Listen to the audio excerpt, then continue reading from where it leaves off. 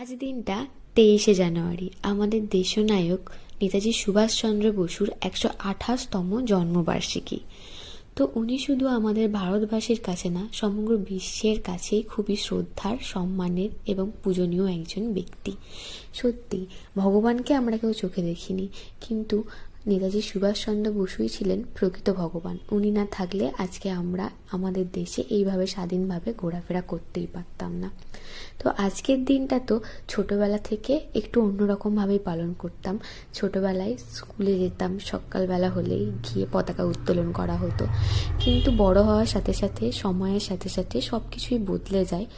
তেমনই স্কুলে তো আর যাওয়া হয় না, তাই সবাই মিলে পাড়াতেই ওনাকে প্রণাম জানানোর জন্য একটু ছোট্ট আয়োজন করেছিলাম। তারপর পতাকা উত্তোলনের মাধ্যমে ওনাকে প্রণাম জানানো হলো। সত্যি লেজেন্ড কখনো আমাদের হৃদয় থেকে যান না। তো এই